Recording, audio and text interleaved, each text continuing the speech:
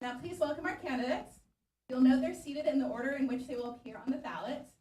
Candidates, let's get started. All right, let's start with Mr. Flanagan. 1 minute.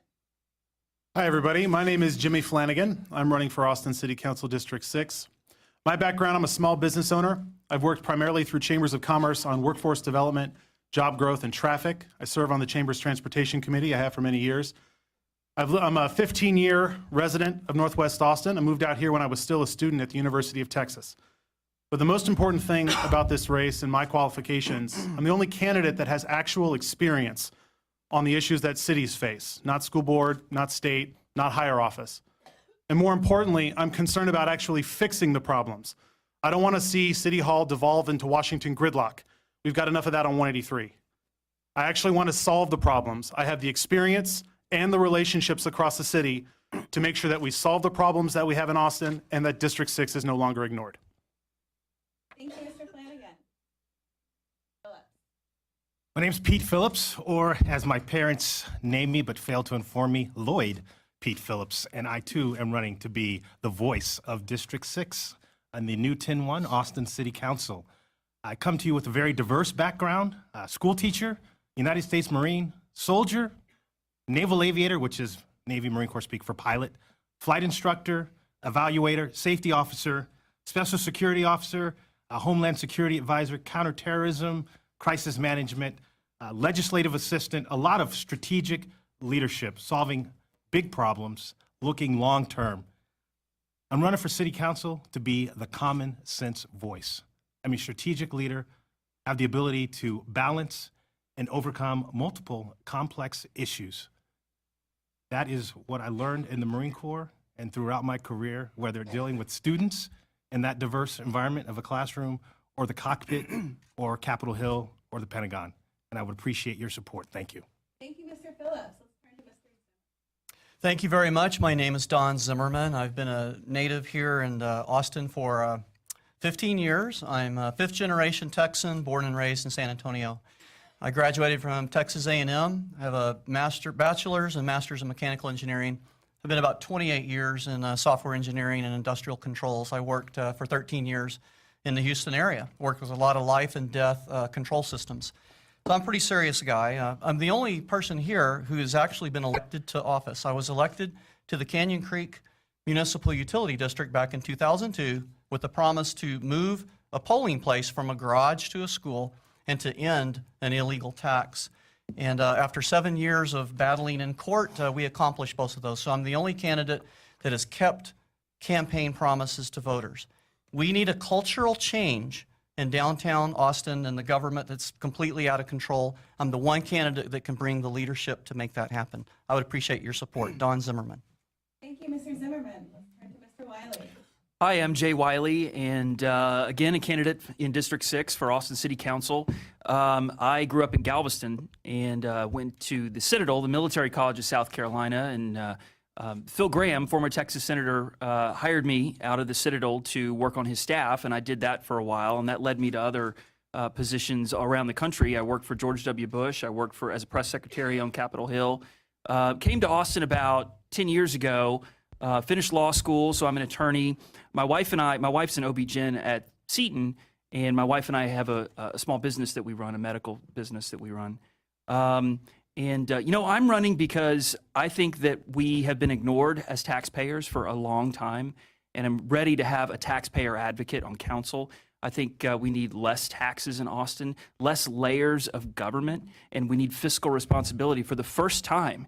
Now we finally have an opportunity to elect someone who is interested in limited government in Austin, and that's why I'm running. Thank you, Mr. Wiley. Turn to Mr. Stillwell.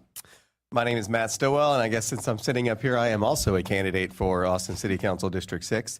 24 years ago, my parents moved to Austin. I came with them, finished high school at Anderson High School in Northwest Austin. Over the last 24 years, I've lived all over the city, but most of the time in districts in Northwest Austin. And for the last 8 years, my wife and I have owned a home in Hunter's Chase, which is right in the middle of District 6. I own an independent insurance agency also located in the district.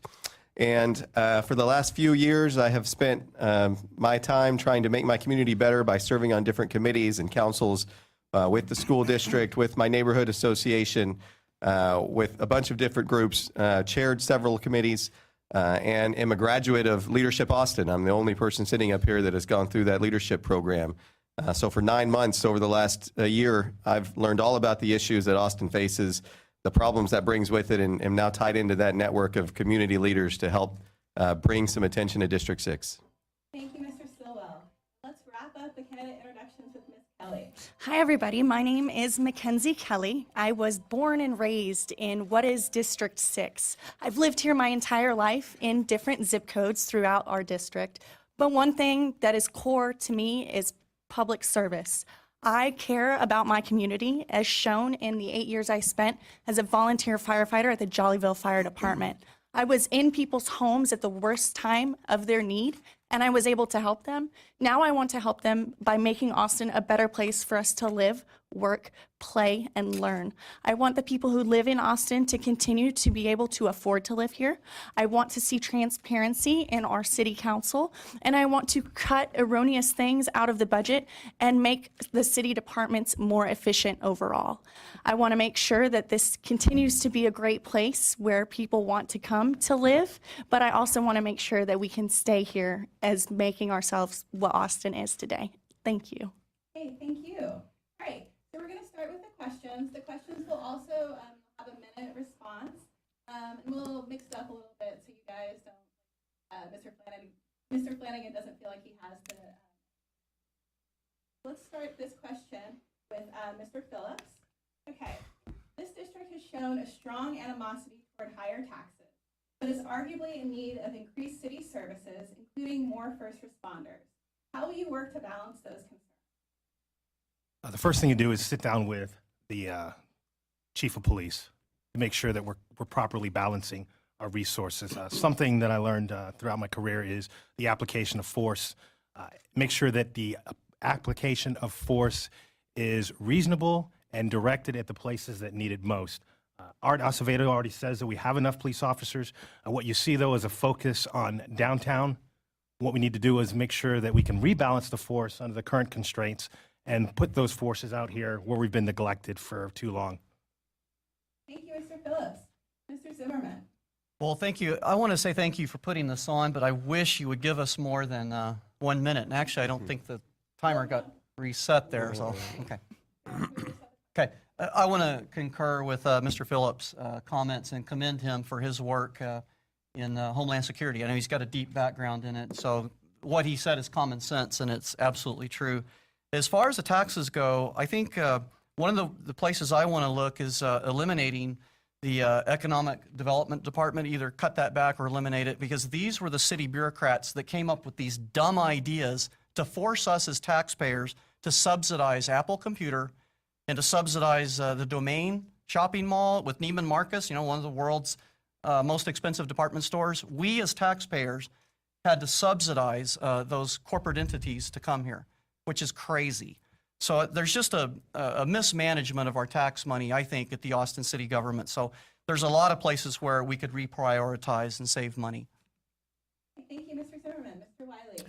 Well, a few days ago, I was pleased to receive the endorsement of the Austin Firefighters Association, which was the first big civic organization to endorse in this race. And I'm actually the first conservative they've ever endorsed in a city council race ever before. And the reason for that is because I described to them my vision for the city, which is that the first priority of city government is public safety, police, fire, and EMS. Everything else is secondary to that. Now, road infrastructure is a close second, but that has a public safety element as well. I think what we've done in Austin is we have spent a lot of time and energy on a lot of boutique projects downtown, and public safety has suffered as a result. We've got a lot of property crime in District 6. I think we need to focus resources on the first priority of city government, which is public safety. I've had a lot of conversations with the firefighters over this, and that's why I received their endorsement a few days ago, because we've just neglected the core responsibility of city government. Thank you, Mr. Wiley. Mr. Stillwell. So I believe there are many ways that we can bring services to District 6 without raising taxes. There are over 11,000 city employees in the city of Austin right now, but about 10% of the positions are unfilled, and they're still taking up a big part of the budget. If we were to put some limitations on how many open positions can be carried from one budget to another, that would reduce the size of the expenditures that goes towards those wasted empty positions. And that could be allocated to providing other services that maybe District 6 lacks. We need a Northwest Austin police substation. That's something that the public safety organizations have stated for a long time. So there are definitely departments and areas within the city budget that can be squeezed, and you can force some efficiencies out of them so that you're not having to raise taxes to bring the services to District 6 that we need. Thank you, Mr. Stillwell. Ms. Kelly. I had the fortunate opportunity to work side by side with our public safety partners in Northwest Austin as a volunteer firefighter at the Jollyville Fire Department. I also worked in emergency management, and I understand that there is a definite need for public safety, including increased public safety services for our area.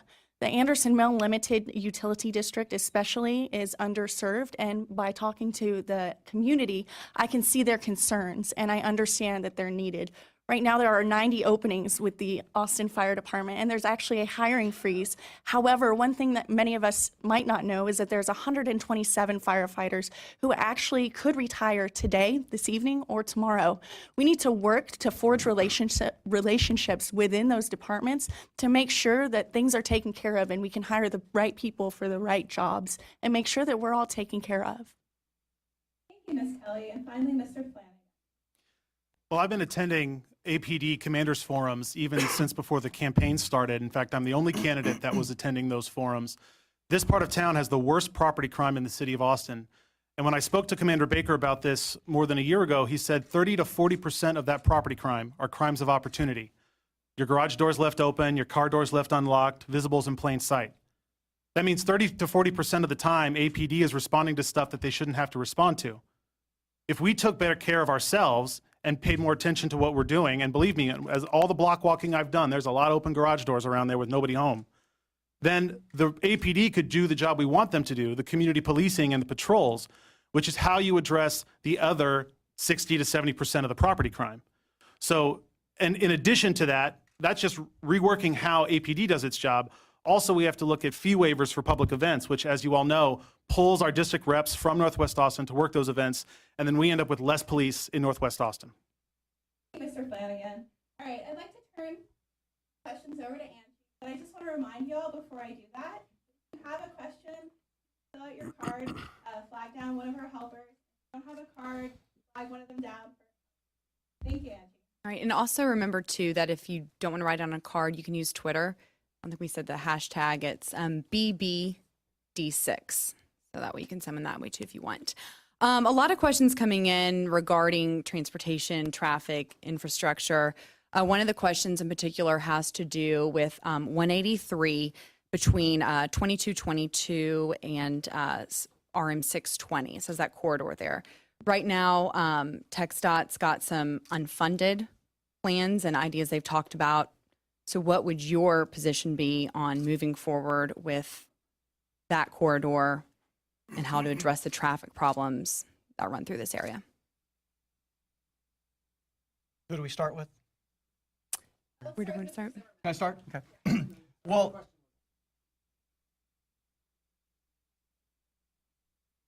yeah. Oh, okay. Okay, Okay. yeah, It's good. yeah. 2220 doesn't hit 183. Yeah. Right. Okay. I was trying Thank to you figure for that that out, too. clarification. Yeah. Yeah.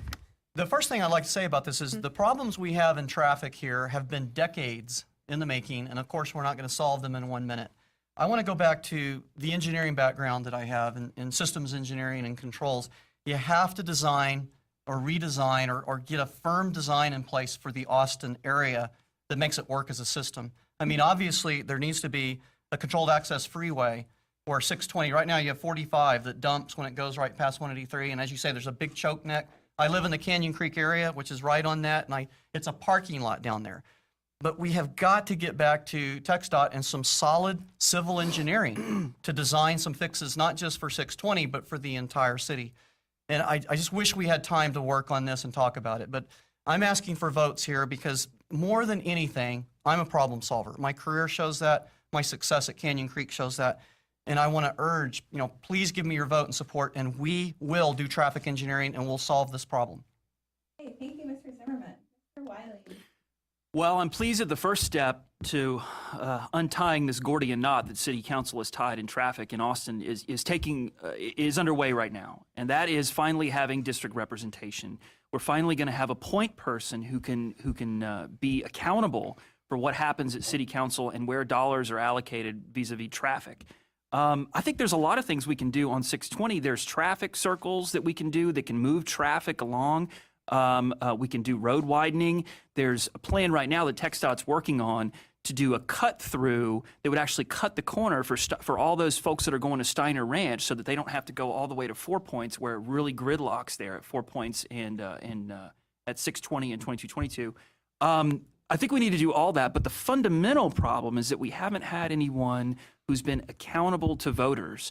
Every one of the city council members lives in a couple of zip codes downtown. And so why would they, politically speaking, ever be interested in solving traffic problems in District 6? Now we have someone. Thank you, Mr. Wiley. Mr. Stillwell. So this is one of those issues where it is important to work across the other layers of government, and it is important to have those relationships at the state level and as well as the local level, because 620 is a road that is supposed to be maintained by TxDOT. It's not city dollars that pay for these improvements, it's TxDOT. So you have to have those relationships to put pressure on the legislature so that they actually fund roads appropriately. And it was actually at the Steiner Ranch Neighborhood Association meeting where I watched the same presentation by the TxDOT engineers where they were talking about this cut through. And he paused and he said, but you know, this actually won't fix the problem. You need an interchange to fix the problem here. And it blew my hair back. Why are we going to spend tens of millions of dollars to build a cut through that's not going to fix the problem? If we need overpasses on 620, we need to pressure TxDOT to build overpasses. We should try to get rid of the lights on 620 so that it actually is the highway that it is right now that's moving people around. We can't do half measures and expect them to fix a problem, because we need to be looking forward to the future to plan for the growth that Austin's going to have. Thank you, Mr. Stillwell. Ms. Kelly. I would liken the traffic issues on 620 to that of having an elephant in your bathtub.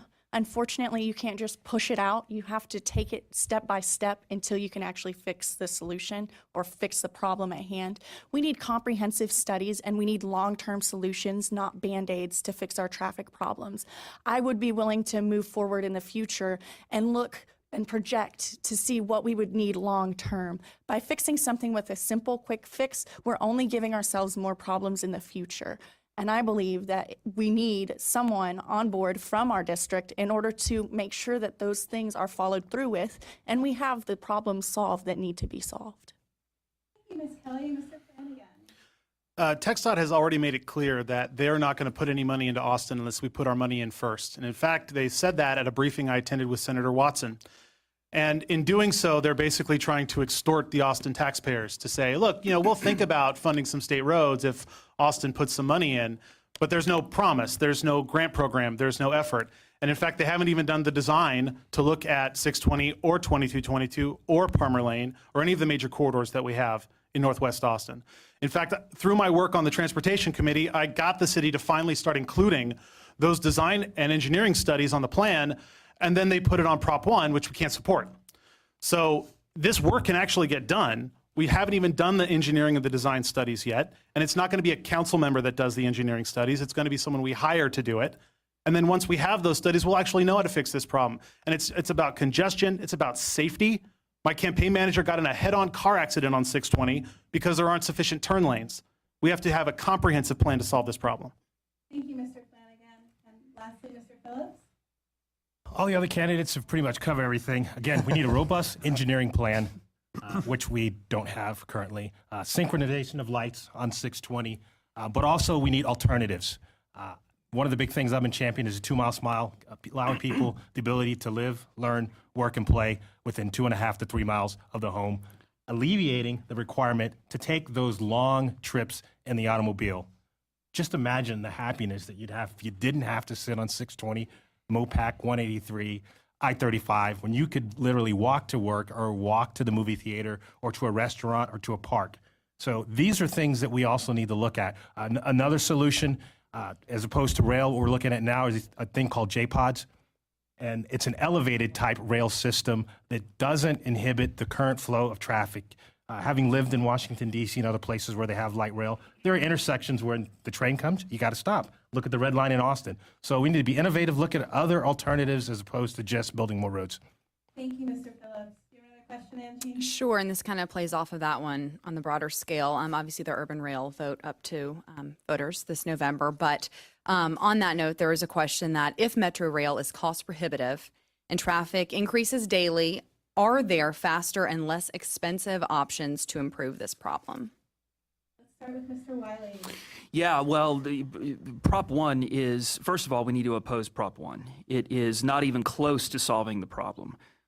We have so many other things we can do. We need greater connectivity and capacity on our existing roadways. We can't keep ignoring the fact that 97% of us use the roadways to get to and from work.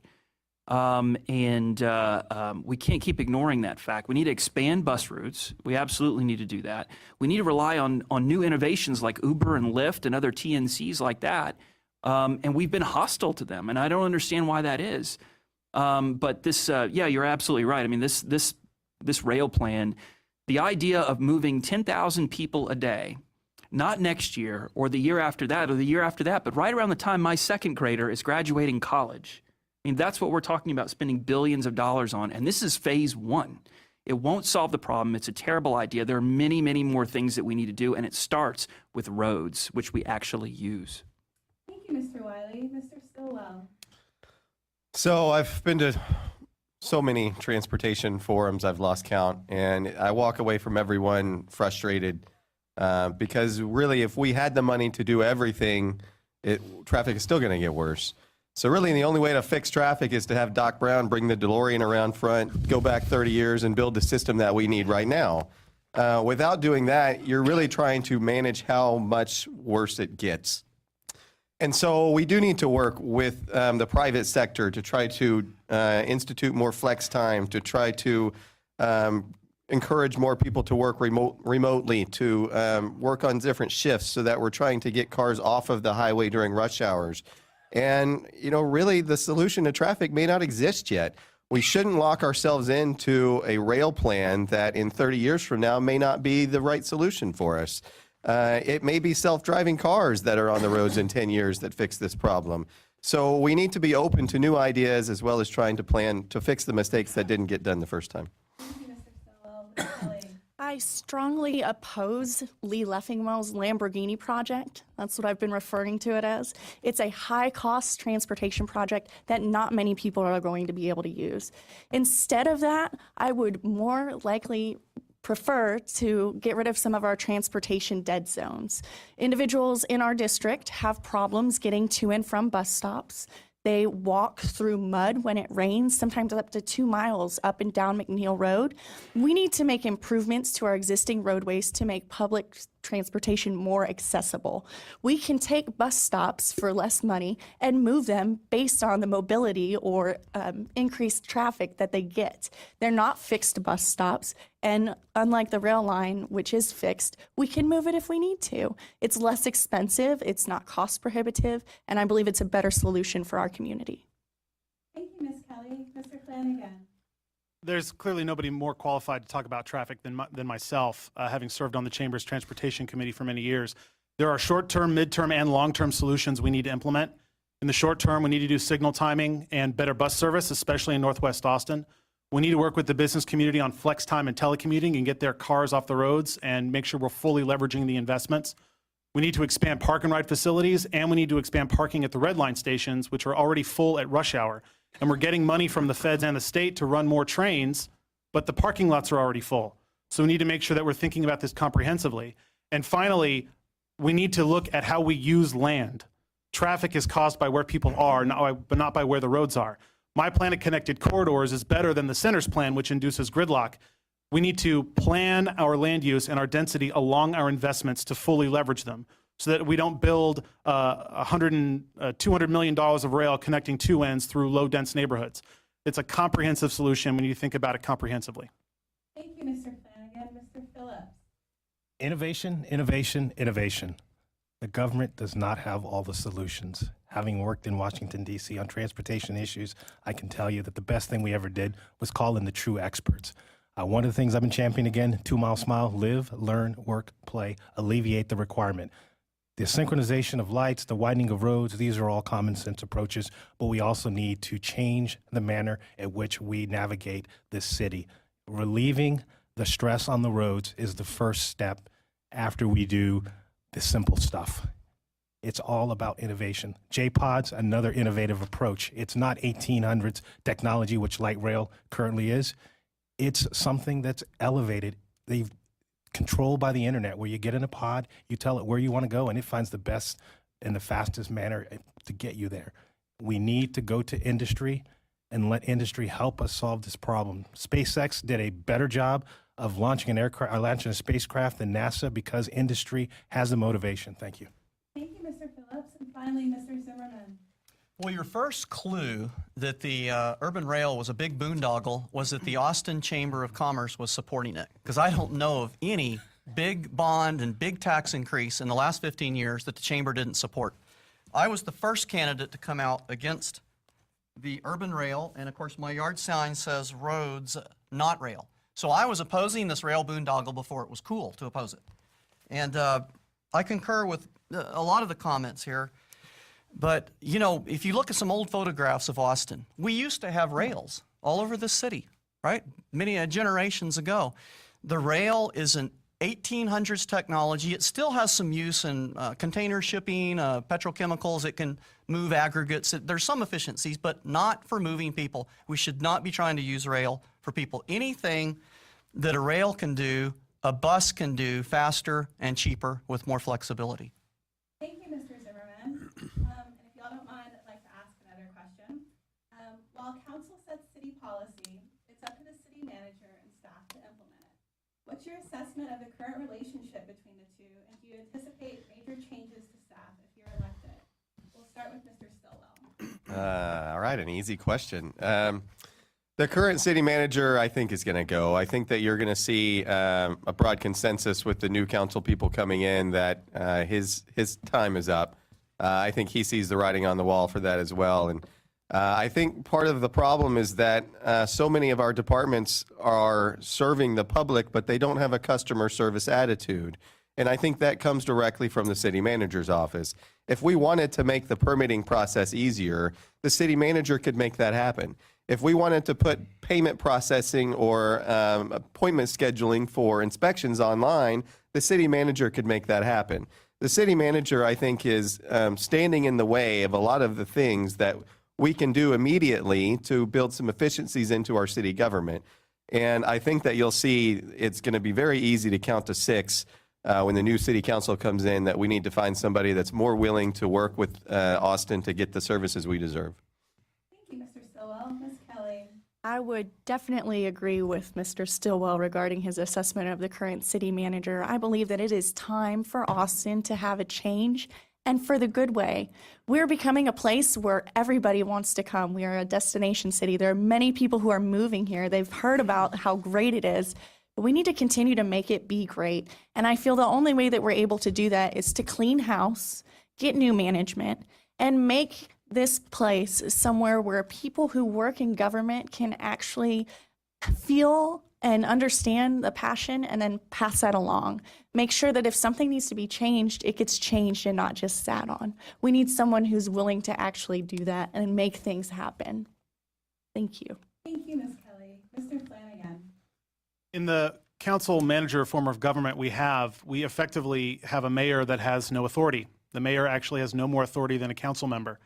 And whereas there are a lot of issues with Marcotte's leadership, it's actually been repeated from manager to manager to manager over time. There always becomes this era where there's a frosty relationship and the manager's fighting with council. What we need is to transition to a strong mayor system, which means instead of council hiring the manager, the citizens hire the manager, and it would be the mayor. And then all the decisions made at the staff level, the decisions made on how things are implemented, they'll be accountable to the voters. That's where we need to head. You know, we could fire Marcotte, and it's probably going to happen, but it doesn't solve the ultimate problem. I think the change to 10-1 is the first step. I think eventually we're going to move to a strong mayor system and finally have voter accountability in staff and in administration. Thank you, Mr. Flanagan. Mr. Phillips? There is no relationship between the current city manager and the city council. And I think that it's time that the city council hold the city manager accountable. That takes true leadership. I think the citizens have already voted that we're going to have a mayor elected at large, and we're going to need a strong mayor. I equate the mayor to the whip, to really whip all the people in line. But the other thing is to now hold the city manager accountable to the city council, because that's who he works for. And long term, I see us getting rid of a system where we have a city manager and going to a mayor that runs the city full-time, day to day, because ultimately we need a person in charge of city council and in charge of city government that's accountable to you, the voters, not a city manager that's had the ability to run roughshod over the city council and the city government. Okay, thank you, Mr. Phillips. Mr. Zimmerman. I'm very happy to hear there's a consensus here about replacing the city manager. I'm one of the first candidates who called for that publicly, and I got a couple of private emails that said I was crazy. But it looks like I was not crazy. Now I'm hearing all over candidates saying we need to replace the city management. I think the biggest issue here has been control of information. If any of you have ever served on a bond committee for the public schools, Citizens Bond Advisory Committee, sometimes they call them. They won't let me serve on those because I ask embarrassing questions. But the control of information is how you control the decision making. If you think about it, if the Austin City Manager gets to control all the communications and all the information that come to your city council members, they're going to arrive to one conclusion, and that's the conclusion you get from hearing one side of the story. So the way your council's being controlled is the city manager controls the information and controls the communication. So that's the main reason why the city manager needs to be replaced. Thank you, Mr. Zimmerman. And finally, Mr. Wiley. Well, the city manager is going to be gone. I mean, we know that. And I also agree. I mean, there are many candidates who are supporting a sort of mayor-centric new form of city management. And I certainly support that. I think that it's essential to representative democracy. And, you know, the point of 10-1, I'm glad we got on this subject because really the point of 10-1 is to burst the bubble that Austin City Council has lived in for a long time. They've lived in an echo chamber. They only talk to themselves. They only talk to people that agree with them. And so it's really been an echo chamber for a long time. Now that we have district representation, we're going to have diversity of thought, new ideas, fresh perspectives on Austin's problems. I think that one of those perspectives, at least one of those perspectives, should come from a point of view of limited government. I think that's important in Austin. And so that's why I'm so excited about this race and why we've received so much support is because people finally understand that we need a conservative at Austin City Council, but one that can also work with other people because Austin is Austin and it will be a liberal town. But we need someone that's going to be the balance against that. Thank you, Mr. Wiley. And back to Angie. Okay. Our city is growing, no doubt. What are your goals concerning continued development in and around Austin? Your goals. It's my turn. Awesome. So I am one of the younger candidates here. Actually, I am the youngest. I am 28 years old. A lot of people say that I'm too young to run, but here's the thing. I have a vision for Austin. I want Austin to maintain its eclecticness. I want us to be our own form of weirdness. And I want us to make sure that we create areas outside of downtown where people can go for entertainment and still enjoy being there. I want to make sure that we look towards the future and create things that aren't just for our generation, but help make Austin stay a better place. We need to go out and look at other places that have done similar things and just look towards the future of Austin. Because when my daughter grows up, I want her to be proud of the work that we've done here, and I want her to know that I had a part in that. Thank you. Okay, thank you. Mr. Flanagan. For too many years, City Hall has been controlled by downtown neighborhoods that thought if you don't build it, they won't come. And that's the problem that we have right now. What that ends up being is we'll build it everywhere. That's why we have 620 and Palmer Lane and 2222 as a quagmire. That's why I talk about my system of connected corridors. We have to manage this growth. It has to complement our investments. We have to get economies of scale when it comes to our water infrastructure and our road infrastructure, our electricity infrastructure. We have an asset in Austin. It is good to be number one, to be at the top of all these lists, but it's only good if we all benefit from it and we manage it to leverage it. I truly believe Austin can be the shining city on the hill, but we don't have to spend all the gold to get there. Thank you, Mr. Flanagan. Mr. Phillips. My goal is to push development outside the central corridor. As we talk about the 2 mile smile, build communities, smaller communities within this bigger community. We need to push jobs and development to District 6, to District 1, District 10, you name it. We need something outside the central corridor. We need entertainment, we need education opportunities, better education. Right now, if I want to go to a concert, I'm forced to drive downtown, which contributes to congestion. UT, ACC has already started pushing campuses throughout the community, but we need to further that goal. Again, the 2 mile smile, you should be able to live, learn, work, and play outside of that central corridor, out there in the communities, increases safety, stronger bonds, just that whole community construct is what my major goal is. Thank you, Mr. Phillips. Mr. Zimmerman. I would like to point out that the obvious truth here, that the city government has been in control of the growth. And we have a mess here. We have the highest taxes, the highest cost of living, highest energy bills. We have a lake that's running dry. All of these problems have come to us through government management, city government management. So we've got to do something different.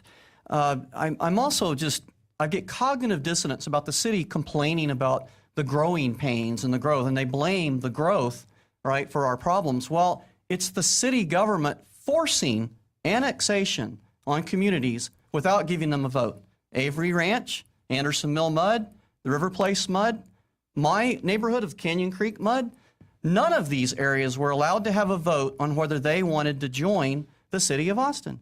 So the city of Austin is creating a problem by forcing annexation on people that don't want it, and then they complain that there's a problem. So there's a disconnect there, and I'm happy about 10-1 because we can fix it. Thank you, Mr. Zimmerman. Mr. Wiley.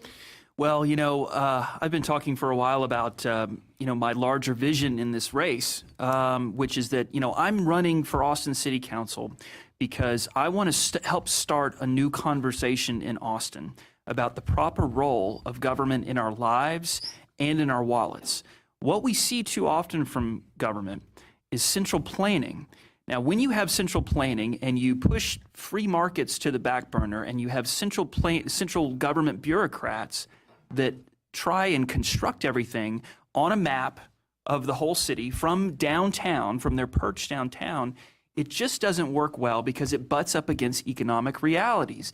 Now, what happens when it butts up against economic realities is what does government do? It doubles and triples and quadruples down on the initial bad idea. Rail is a great example of that. We can't even get the Waller Creek development right without having to redo it and spend millions more dollars. What makes us think that we can direct the dynamic economic activity of 1 million people over the course of a generation? Mr. Wiley. Mr. Stillwell. So one of the best lines I've heard was from the president of the Austin Board of Realtors when he said that Austin has traditionally been a city that opposes both density and sprawl. We just don't want to change. We've always been resistant to preparing for the growth that we know is coming. Austin doubles in size every 20 years. It's going to double in size in 20 years again. If we don't plan for it, we're going to be in even worse trouble than we are right now.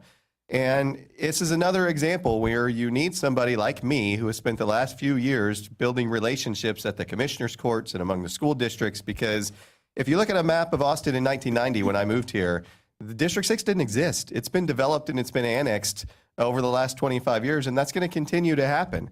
So when you have development that is happening outside of the city limits that is not happening in a smart way, like what's happening out at Steiner Ranch right now, eventually the cities are going to annex that area, and we're going to have to fix the problems that are being happening right now. So we need relationships across the area so that we don't get in the trouble that we're in right now. Thank you, Mr. Stillwell. Angie. All right, we've got another one. Getting something accomplished for this district could depend on your ability to get along with 9 other council members that will obviously be there representing their district and also the mayor. How equipped are you to work together with others to find solutions? And we'll go back to Mr. Flynn. It's my favorite question. This is the entire premise of my campaign. My years of experience working on issues at City Hall means I have relationships all over town. And those relationships mean that when it comes time for City Council to vote, District 6 is not going to be ignored. We're actually going to be able to work together to get the problem solved. I tell this story a lot. I used to live in East Austin. I lived there for 1.5 years, far East Austin. And I had a little work-live condo, and I went without a car for a year. and I had to walk to go get food. I had to walk to go to the bank. I had to walk everywhere. I had to ride the bus. It was a nightmare. Then when I was back in my home in Northwest Austin, I saw the same problem: missing sidewalks, bad bus service, inability to actually get around unless you had a car, and even then you had to fight the traffic. When it comes time to solve these problems, it's only going to take 6 votes. But because I've lived it and I've built the relationships with folks across town, one of those 6 votes is going to be District 6. And that means we're going to be part of the solution. We're not just going to be a protest vote or trying to change a conversation.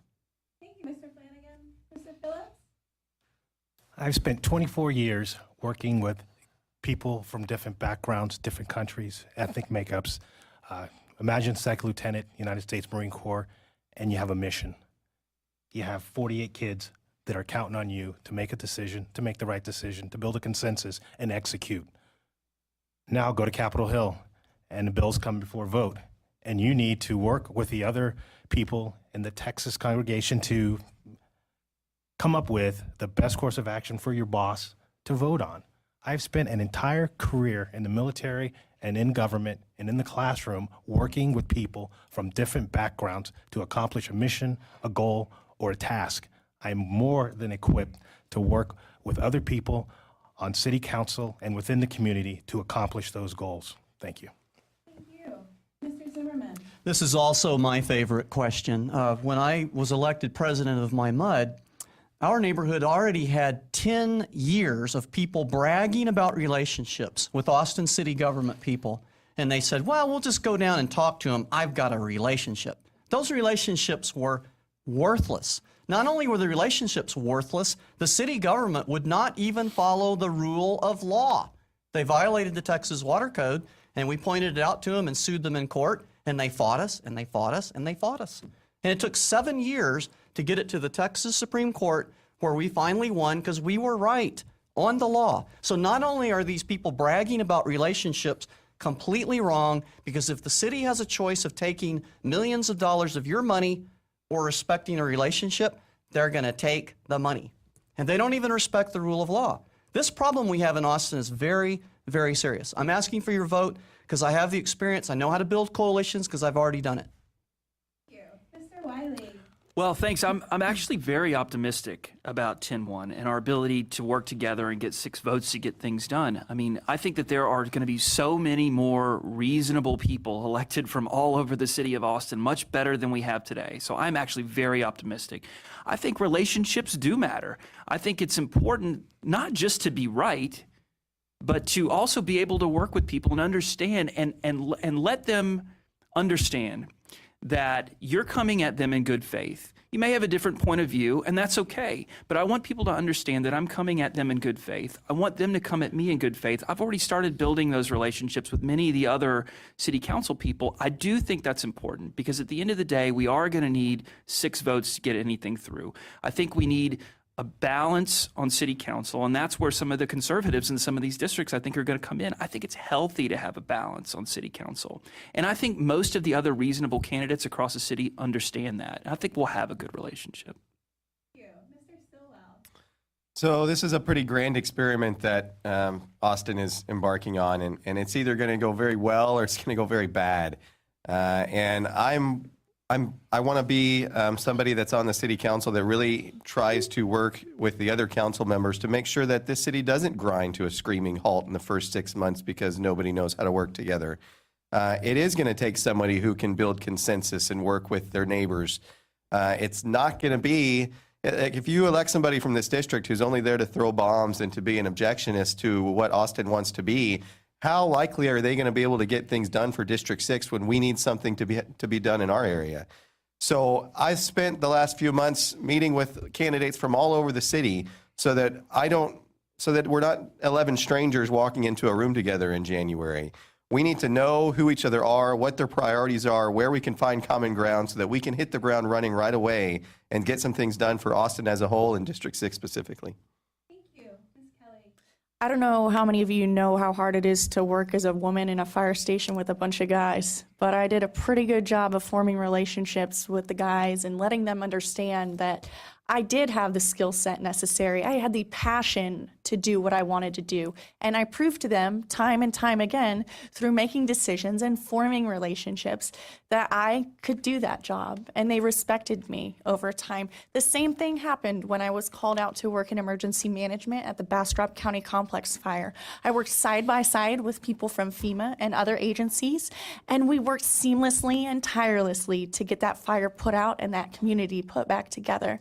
I'm not afraid to go into the city council chambers, get to know my fellow city council members, and find out what they find is important and express to them what I feel is also important. Having lived here my whole life, I have that passion, that drive, and I know I can get it done. Thank you. Back to Angie.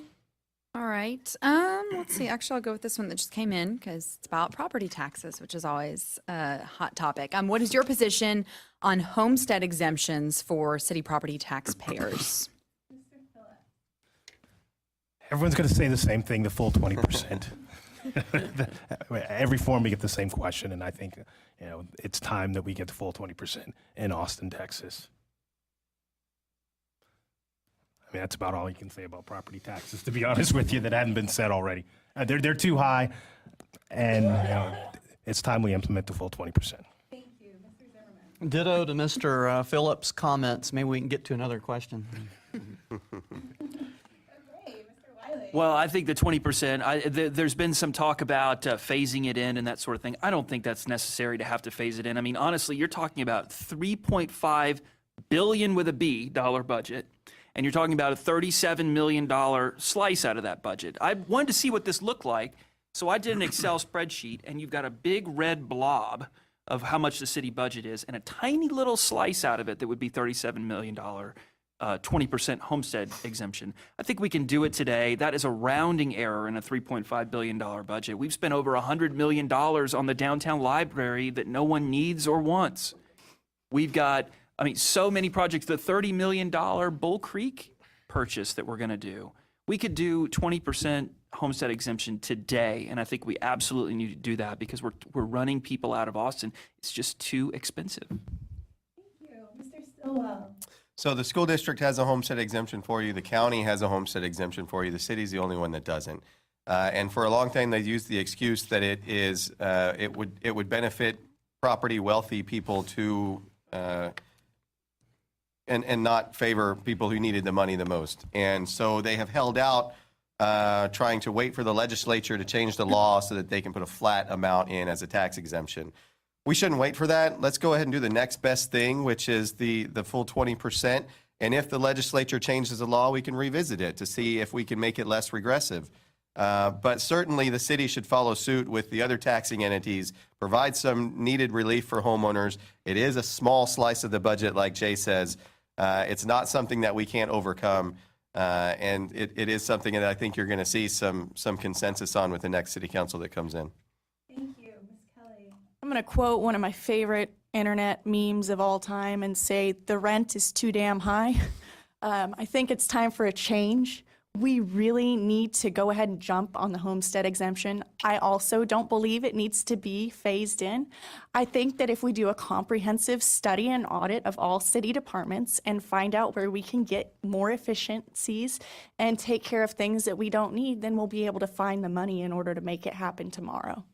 Thank you. Thank you. Back to Mr. Flanagan. Well, of course, the homestead exemption won't help with rent, but we absolutely do need to implement the 20% homestead exemption. But it can't be where we end. We have to talk about utility rates. When we talk about affordability and taxation, the city of Austin owns Austin Energy and it owns Austin Water. Now, District 6 also has significant areas in Pedernales, and we need to include them in the conversation. We need to restructure Austin Water so we stop telling people they have to pay more for using less water. And we need a lot more transparency in the transfers that go from the Austin Energy budget into the general fund. We need to do the homestead exemption because homeowners face unique issues in affordability. They can't just up and sell their homes. Many people have mortgages that they wouldn't be able to get again. Renters have more flexibility, but you have to address rental affordability both through utility rates and by dealing with land use issues and increasing the amount of rental properties. When you have a rental occupancy level of 95 to 98%, That's what's driving rents. It's not as much about the taxation. Thank you. Another question? Sure. Speaking of Austin Energy, how much or how little do you know about Austin Energy? And please explain. Great. I get to start with this. What I know about Austin Energy is it's charging way too much. It has a problem with transparency. It needs to be broken up. It's another government-run monopoly. We need to break up Austin Energy. We have competitive marketplaces around Texas and some other metro areas, and we have significantly lower utility bills in those other areas where we have competition. You know, I've been told that there's as much as $100 million to $150 million that's coming out of Austin Energy. That's your money. That's part of your rates that you're overpaying for. And the accounting for that is really not very clear. So one of the problems you have as a city council trying to get some illumination on how this accounting's going and where the money's going and why are you being overcharged. I think the Austin Energy just needs to be broken up. It's a big inefficient monopoly. They're also wasting a lot of money on unsustainable green energy. Thank you. Mr. Wiley. Well, I also have some pretty grave concerns about Austin Energy and how it's run and the efficiency with which it operates. What do I know about it? I know that I pay an awful lot every month to Austin Energy. I mean, I wonder sometimes when I look at these bills, if it's, you know, if there's a nuclear generator or something in my house that I'm not aware of, it's out of control. It's completely out of control. And I have really grave concerns about the way that they operate. It's just not an efficient organization. It's not an efficient operation. And I think we need a comprehensive audit. Whether or not that leads to breaking it up, I don't know, but it may very well. And I've got just serious concerns. It's a central part of my campaign because I'm interested in being an advocate for taxpayers. That's why I'm running. We haven't had an advocate for taxpayers ever before on council. This is our opportunity. Thank you. Mr. Stillwell. So my utility bill was about $600 last month. I definitely understand how utility rates are incredibly high, but I think it would be a huge mistake to privatize Austin Energy. It's one of the greatest assets that we have as a city is the ownership of those utilities. Your property taxes are not as high as they could be because of the utility transfers that come into the budget. And it allows us as a city, the progressive city that we are, to push the envelope on renewable energies, which are not unsustainable. Fossil fuels are unsustainable. If we were to devote more of our resources into sustainable energy production like solar and like wind, we could start to divest ourselves of our coal-fired power plants, of our natural gas power plants, of our nuclear power plants, and really be a leader like we already are in the energy production because of the ownership of that utility. Thank you. Ms. Kelly. I too believe there needs to be a complete audited process done with Austin Energy. In District 6, I have had the opportunity to use Pedernales Electric as well as Austin Energy, having moved across the highway at one point in time. My experiences with Pedernales Electric was way better than it was with Austin Energy. The prices are completely different. When I had Pedernales Electric, for example, my electricity was a lot lower. And now having learned about Austin Energy and their green initiatives, I feel that maybe they're biting off a lot more than they can chew. I would specifically like to do a restructuring of Austin Energy so that they're more transparent and that we actually know what's going on behind the scenes. Thank you. Thank you. Mr. Flanagan. Managing Austin Energy is probably the most complicated job city council has, and there's very few cities across the nation where your elected representatives have to manage $1 billion business. Austin Energy has a couple of key things you need to know about. Its rates, by law, have to be in the lower half of rates statewide, by law. So even as your rates go up, imagine how much the people in deregulated markets are paying. It's always higher, especially in the big cities. Furthermore, when you talk about green energy, the most recent solar contract that Austin Energy bought is at the same prices generally of the fossil fuel. So we're actually getting to do affordability. And in fact, all of the recent generation plans that have come before council have key affordability metrics in place. Because we all know that you can't just do the nice thing if nobody can afford to live in Austin. And furthermore, when you talk about retiring power generation units, and I think Decker is probably the best example, but Fayette is another possibility. We only own like 12% of the nuclear plant. We have to make sure that we're balancing the mix of electricity so that there's always electricity available. Thank you. Mr. Phillips. I will agree with most of the other candidates and say that Austin Energy does not need to be run by the city council. There needs to be a board of professionals from the industry, from the energy industry, appointed, vetted, and then chartered to govern Austin Energy. The city council has things that it needs to be focused on. Power generation and managing Austin Energy is not what it needs to do day to day. Take some of the stress off the city council. Let true energy experts via a commission or a board run Austin Energy. Why city council is running $1 billion business day to day is beyond me. They have other things that are more important. So get Austin Energy from underneath the city government and then put a panel of experts, true energy experts, to manage that for us. Thank you, Mr. Phillips. Now, if I may, I'd like to ask a question.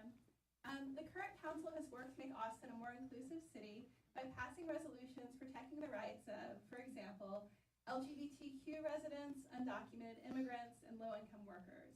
Would you work to make Austin a welcoming city as a council member? And if so, would you define welcoming differently from the current council?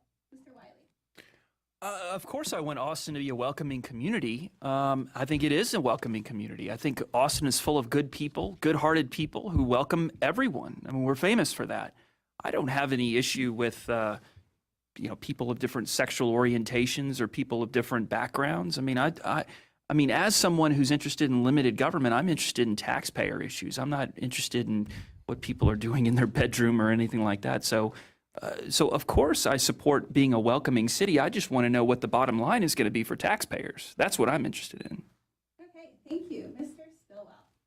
Well, as somebody who grew up here, I definitely understand the value of keeping Austin weird. And I think that welcoming and embracing diversity, not just among sexual orientation, but among actual real diversity, is incredibly important. And Austin is the only only large urban city that's actually losing a population of African American people.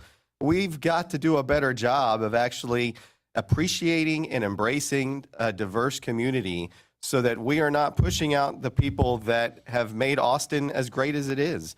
That includes the LGBT community, that includes welcoming all of the different races that make Austin great. And so I think that there are policies that you can put in place that move that forward, move to achieve that goal, and you would certainly see me in support of those policies. Thank you. Ms. Kelly. I too would support policies. Austin is known for how weird it is.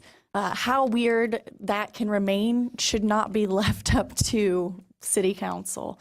We should embrace everyone for who they are and what they bring to our great city. It's the people who are here that make Austin what it is, not the lack of them. And we should not by any means do anything that would push them away or make them not want to be here. If I was pushed away because of how I felt about something, I would be sad because this is my home and it's their home too. And under that, I would have to respect everyone who lives here. And that said, I would continue to respect someone regardless of their skin tone or who they sleep with. Thank you. Mr. Flanagan. Well, I have many years of experience working on issues like this, but I think the most important thing to think about is that Austin is a welcoming city for everyone, including different income levels. And we forget about that. I think LGBT and race issues sometimes cloud the conversation, and we need to be concerned about that from a diverse perspective. District 6 has the largest Asian American community in the city. And I was recently endorsed by the Network of Asian American Organizations because they know what I know. Having diversity at the city of Austin means having better ideas, lower costs, more investment, and better value for the city as a whole. We have to make sure that Austin isn't about the haves and the have-nots. We need to make sure that the middle class is strong and that every part of Austin is accessible, that we don't sequester low-income folks in one part of town, that we only allow high-income folks in one part of town. And those are transportation issues. Those are electricity issues. Those are water issues. I mean, these are decisions that cities make, and we need to make sure that Austin remains welcoming. Thank you. Mr. Phillips. Well, I'm kind of the odd man out because I belong to a demographic that is actually migrating away from the city of Austin. But for some reason, I don't understand why, because I've lived all over Europe, actually all over the world. Every 2 years as a kid, we moved, and I've lived in numerous places. And Austin is the first place that I've ever considered home. It is a very welcoming city. Every time someone from my past comes to Austin to visit, they contemplate moving here because it's such a friendly, welcoming city. What needs to be done, I think, as far as city government perspective, is the attraction of jobs outside the IT spectrum. What you see is we don't recruit for manufacturing companies to come here. So you see people from that demographic, the laborers who don't have opportunities. The other thing is we seem to attract positions that are high income, so the lower income people don't have opportunities. Diversity is good, but we need to diversify the type of companies that we attract to Austin. Thank you. Mr. Zimmerman. Well, I'm not sure about the others here, but I may be the only fifth generation Texan here that's running. You're 7. Congratulations. The fact is, when the Alamo defenders took their stand and they opposed a dictator, Santa Anna, that came in to impose his will, I don't think they really cared what their color was, what their ethnicity was, whether they were south or north of the border. We have a serious issue here with affordability. We have a serious issue in the city with political divisiveness. What this city does is it insists on dividing people, divide them by race, divide them by income, divide them by education, divide them by their religion or sexual orientation, and then they claim they want to be inclusive. This is nonsense. What I will do on the city council is emphasize the fact that we are Texans. We're Texans. We're not hyphenated Americans. We're Texans. We're being taxed out of our homes by a government out of control. That's not weird, that's crazy, and it needs to stop. Thank you. And Angie, do you have some more questions? Sure. Here's one. How important is water conservation to you? How will you educate the people of Austin to start conserving? Mr. Stillwell. Water is one of my top issues, and I was really happy to see that the City of Austin and the LCRA worked out a new agreement recently where they have moved forward to secure some of our long-term water rights, and I think that there are going to be some more hard choices made. I think that we're going to have to really think hard about if we ever release water downstream to agricultural resources again, because that is a huge use of our water that has really put us in the bad situation that we're in today. St. Augustine grass is a crazy thing for us to be having all across this city. We should perhaps look into some more aggressive incentive programs so that we're not pouring water on dirt at the rate that we are. That's a huge part of your water bill. Water treatment plant number 4 was built a few years ago. That represents about 10% of your water bill every month, and we're not going to need it for 17 years if we keep conserving the way we are. We need to be making better choices at the water utility. We need to be encouraging more consumers to conserve, and we shouldn't be punishing them with higher rates to do it. Thank you. Ms. Kelly. I actually went down to Lake Travis and I was able to get a look at the lake levels face to face. I remember when I grew up, Sometimes Island was really Sometimes Island, and I believe it needs to be changed to Always Island. The lake levels are obnoxious. It's atrocious. I am disheartened by the fact that we're losing water and some of our most precious resources. I do know that there are relationships on the city level with the LCRA, and they meet regularly to discuss plans. I've seen the city of Austin's water and drought annex to their emergency plans, and I know that there are steps being taken on a city level and then also together with our partnership with the LCRA to make sure that we have other options. The extent of those, however, will continue to be needed to be looked at, and I believe that we need creative solutions to conservation in the meantime. Thank you. Thank you. Mr. Flanagan. A community group I formed about a year and a half ago, Northwest Austin Coalition, was formed in part to work on water issues in addition to traffic, public safety, affordability, and wildfires. And Monday night we had Austin Water Director Greg Mazzaros out to the Spicewood Springs Library to educate neighborhood leaders on what Austin Water is up to. And I think the real interesting data point here is that Austin is already a leader in conservation, and we need to give citizens more tools. In District 6 especially, there are neighborhoods that have purple pipe and gray water systems that are not operative. They laid the pipe, which is reclaimed water, or they had the gray water systems pulled out when they were annexed. This is insane. the cheapest water is the water we're already using. It's not doing hundreds of miles of pipe and getting water like San Antonio is doing at 10 to 100 times what you pay for it now. Furthermore, we have to make sure that we've created the rainwater capture systems, reusable water, purple pipe, gray water, all of these things, and then ultimately we have to restructure Austin Water so that we don't tie variable revenues to hard fixed costs. Thank you. Mr. Phillips. Expanding the purple water system, I'll agree with Jimmy on that. Currently, UT uses one of their chilling facilities uses purple water. Expand that so that all of UT is using that. AMD, Apple, Dell, anybody who's using that water, the drinking water for chilled air, they need to be on that purple system. I mean, that, laundromats, dry cleaners, golf courses, parks, that's water, non-potable water that's safe to use for irrigation and cleaning. We need to expand that program. Some of these new hotels that are going downtown, low-flow fixtures should be mandatory for those hotels. I lived in the 360 Tower with a friend for a brief amount of time, and we didn't have low-flow fixtures. And you think about how many people actually live in that building and how much water we could serve or save. You look at the miles of pipes that we have in Austin. We have 3,700 miles of plumbing in Austin. Yet when we repair, we do these quick fix repairs and they break again. So we need to look at repairing and do solid repairs. Thank you, not quick Mr. fixes. Phillips. Mr. Zimmerman. Yes, one of my supporters in District 6 is a 30-year engineer, an expert in irrigation. He is an expert in irrigation, and yet his water bill is about $400 a month in the summer.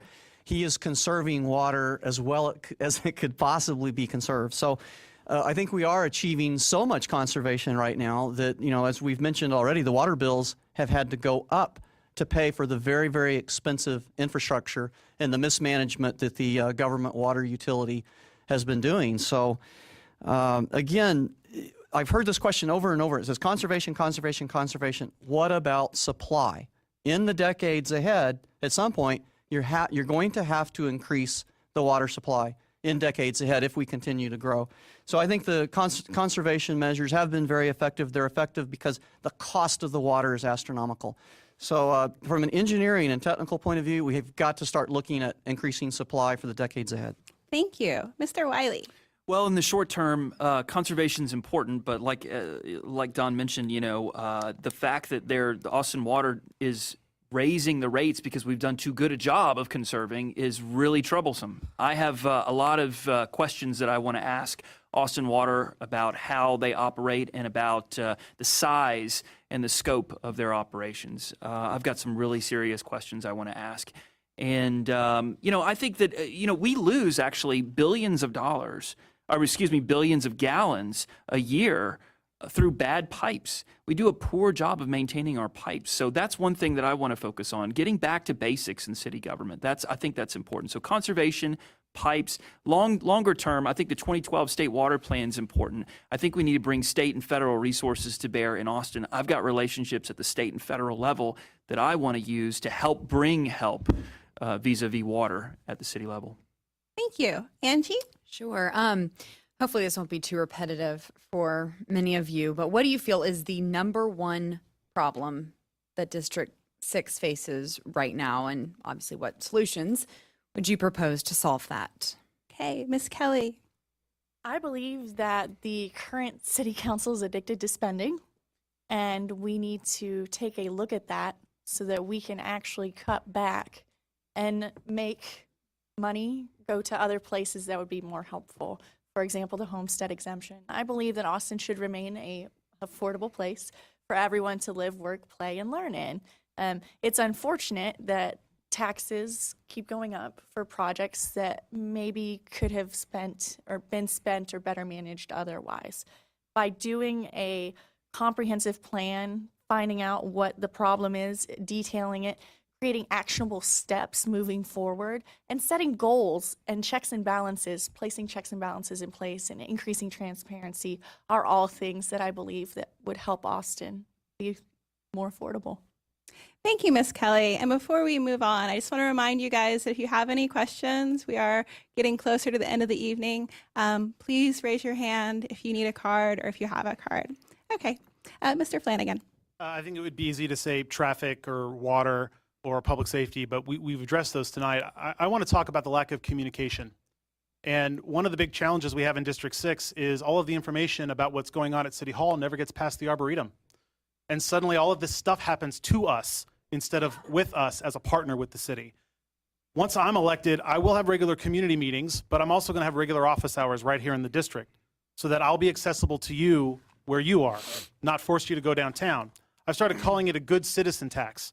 All of the issue forums and meetings and everything else happens downtown, but those of us in 6, you got to pick your kids up from school, you got to fight traffic just to get home. There's no way you can get down to those meetings. We need to get city government out of just doing everything downtown, get it out into the districts where these problems are being faced, and make sure that your voice is heard and so that you have the information. It's very easy to say that you have a lot of questions. Those answers are out there. The coalition meeting I had on money answered the questions about Austin Water. We have to make sure that that information gets into the hands of District 6. Thank you. Mr. Phillips. Affordability. As I go out and talk to voters, the average age of the voter in District 6 is above the age of 40, approaching the retirement age, and fixed income is an issue. And people are telling me daily that they're getting to the point they can't afford the taxes on their home. A lady told me she's currently selling her home and she can't afford to buy her own home, yet she lives in that home. Another lady I talked to said that she can't afford the taxes, and when she talked to the government, they said, well, I guess it's time that you downgrade. Affordability is a big issue, and what I see in District 6, people packing up and moving to Leander and Cedar Park. Now, it's great for them because they're saving money. It's not good for the city of Austin because guess what? Those folks that move to Leander and Cedar Park, guess where they work? They work in Austin. And they are using the same roads and the same Austin resources. Why not keep those folks in Austin and make their homes affordable? Thank you. Mr. Zimmerman. You know, it's interesting. We keep repeating the same things: affordability, traffic, shortages of water, high utility bills. The common theme in all of this is Austin city government control. The city government's in control. There's a funny thing I heard from one of the city employees that talked with me privately, and I'll never release his name, but he says they have a saying in city government: we be here, we be here. The manager can come and go, the mayor can come and go, city council members come and go, but it's the city bureaucracy that is the constant here. Some of these people have been in power 10, 20 years. So all these problems you're hearing about up here are symptomatic of mismanagement in city government. So the solution to these things have to start with replacing the city manager and overhauling some of these city departments so they finally work for the taxpayers instead of working for themselves. So when they say we be here, the new 10-1 has to say, no, we're here and things have to change. Thank you. Mr. Wiley. Well, the most striking thing that I've seen in the paper, I think, in the last few months that we've been running this campaign is that there was a quote in the Statesman from someone that lived down on South Congress, and she said, you know, I've tried to be a good citizen in Austin. I voted for every library and every park and every bond and everything that's come across, and now I can't afford to live here anymore. And so she said someone needs to look at the big picture. Well, the big picture is that the affordability problem we have in Austin is the direct consequence of a big and expensive local government. This is what it looks like. It looks like our tax bills every year. It looks like higher energy rates every month. And it looks like worse and worse and worse traffic every day because all their priorities are wrong at City Council. The priorities should be focused on taxpayers. We've never had a taxpayer advocate at City Council, at least in my lifetime. Now we can change that, and I hope to do that. Thank you. Mr. Stillwell. So I think the biggest issue facing Austin is the proper planning for the growth that we know that's going to happen. And I think it's the great failing of the city councils of the past that they did not properly plan for the growth that they knew was going to happen. And that touches a lot of things. That's traffic, that's affordability, that's property taxes, that's infrastructure. And so with your support, I think that I can go forward with that. But I'd actually like to go back and revisit the last question about water, because I think that is one of our biggest challenges. And I was thrilled today to get the endorsement of Clean Water Action. And that's a great group, and they've looked at all the candidates up here, and they know that I've got the knowledge and the opinions on water to really make a difference on the city council. That's a great group. I've got my fingers crossed that the Sierra Club's going to follow. And those are groups that know that when you are keeping environmental protections first, that the city is going to benefit in the long term. Thank you. Angie, do you have any questions? We've got one more. It's sort of a combination of a couple. It was your all's thoughts on affordable housing. So kind of want to address that as, we had a bond last year, 2 years ago. And what are your thoughts on affordable housing? Do you think it's more affordable housing is needed in Austin? And if so, how would you provide that funding? How would you go about helping those families that need that? Okay, Mr. Flanagan. What's interesting about the affordable housing bond, it's just a classic case of information not getting out to District 6. Those affordable housing bonds are not Section 8. They are not projects. They are not government owned. It's actually a partnership with private and nonprofit groups to build housing. But the problem, even beyond that, is that you could never build enough government subsidized housing to address the problem. When you talk about affordability, especially when you talk about rental affordability, it's permitting and code enforcement problems, it's land use problems, it's density problems, it's lack of affordable or appropriate infrastructure. I mean, you can build all the affordable housing you want, but if nobody can get around, it's how affordable is it? You still have to own a car, you still have to pay for gas. So it's one thing to say, yeah, we're going to build 1,000 units of affordable housing, but the rental market is missing, I believe, 250,000 units. 250,000. You could never build enough government-supported housing to solve that problem. And the rents are high because of the restrictions in the market, the 95 to 98% occupancy. And we need to streamline city government to make sure that the density can get built to address it. Thank you. Thank you. Mr. Phillips. Building Code Next will address affordable housing. A lot of times what you find is builders, they'd rather pay the fine than build the affordable housing. So we need to strengthen the fines when they apply for new development to make sure that they're actually taking into account affordable housing. I lived downtown for a brief time, and I can tell you affordable housing downtown wasn't affordable. I'm looking at 700 square feet and paying $2,800 a month. That's not affordable housing, but it met the intent of the building code at that time. So as we look at Code Next and the building code of the future, we need to look at true affordable housing and fining builders when they don't build affordable housing. Thank you. Mr. Zimmerman? Yes, well, affordable housing as it's being applied, it's kind of an Orwellian concept. It's oxymoronic. Because what the government wants to do is raise debt and raise taxes to subsidize housing. Well, what that does is it causes rents and home prices for everyone else to escalate. Well, what happens when property taxes rise? We already see that. We have an affordability problem. So how can the solution to the problem be to increase debt and increase taxes, which force more people out of the city and make more people homeless, for the government comes in and says we need more bonds, more taxes for more affordable housing? It's a vicious spiral into what you see into Detroit. I'm going to mention one other thing here I think underscores the hypocrisy of Austin government. In 2012, the voters, 120,000 people, said no and rejected a bond for unaffordable housing bonds. The city comes back with their corporate interest and gets less than 40,000 people to vote yes, and they say it's democracy. Thank you. Mr. Wiley. Well, the reason our property taxes are so high, the reason that rent keeps going up every year, the reason that the cost of everything goes up is because we have a big and expensive local government that costs a lot to run.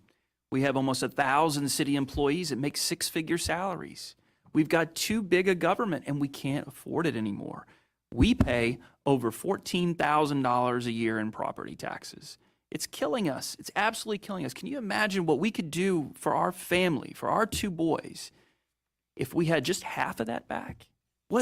Imagine the possibilities of the things that we could do. We could save, we could invest, we could hire more people. There's so many more things, and that's just one family. Imagine what you could do with half of your property taxes back. And by the way, government doesn't have any money of its own. Every dollar it has and spends comes from you, the taxpayers. Now, we need government, but it should be limited and it should be fiscally responsible. And we haven't done that in Austin. Thank you. Mr. Stillwell? City government does not affect the market rate of housing. We have a problem of our own making and of our own success. People want to move here, and so demand is high. And starting out as a city council candidate, affordability was a big buzzword. And I soon realized that depending on what part of town you're talking about, affordability has different meanings. In some parts of town, it's subsidized housing. In other parts of town, it's high property taxes. In other parts of town, it's how do we get more rental units on the ground. In District 6, I think we're mainly talking about property values. And so for that, I would say that the city council needs to put property tax appraisal reform on its legislative agenda. And again, you'll need people with relationships at the state level to try to get that through so that we can get some real reform. Because when people are getting priced out of their homes, that's an unrealized capital gain. That should not be happening in our communities. We should be finding solutions so that people aren't seeing their housing prices go so high that they can no longer afford their property taxes. But that problem did not come from the city government. Thank you, Mr. Stillwell. Ms. Kelly. So when I grew up over off of Pond Springs and Turtle Rock. My family didn't make a ton of money. Both my mom and my dad worked at minimum wage jobs. They didn't have money that they saved to purchase a home. And so we were priced out because of rent prices. We moved 3 different times in a short period because the landlords kept raising the rent. When my family was finally able to get a home, they worked hard to keep it, but they kept working hard to keep it. I believe that in order for us to maintain affordability, we need to define the problem more so.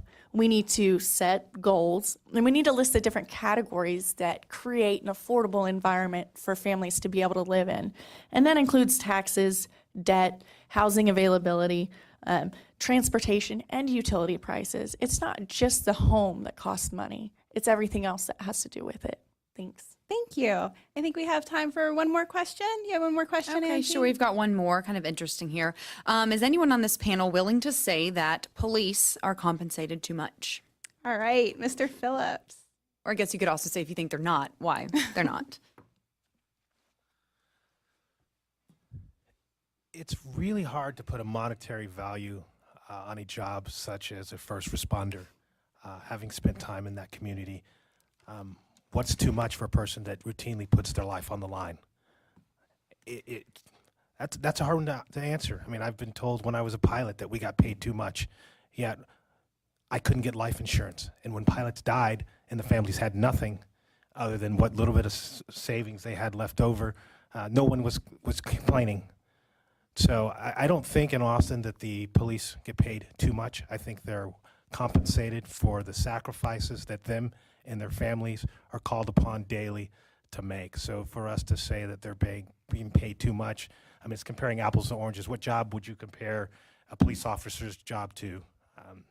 That's a tough one to answer, but I think that they definitely make enough money, and I would say potentially that they could get a bump in salary at some point. It's a tough job, putting your life on the line every day. Thank you. Mr. Zimmerman. I concur with most of Pete's remarks, and he has particular credibility on this question, being in in government and law enforcement with his knowledge. So I appreciate those remarks. I think people should be more concerned with the quality of the service we get from APD and maintaining really good relations. I'm one of the opponents of militarization of police. I don't like what we saw in Missouri is a good example. In Ferguson, you know, we should not be militarizing our police. I think that one reform that could really help would be to have the police monitor reporting directly to your elected officials on the city council. I think that would go a long way and give them subpoena power and let the police monitor report directly to your elected city council in the new 10-1.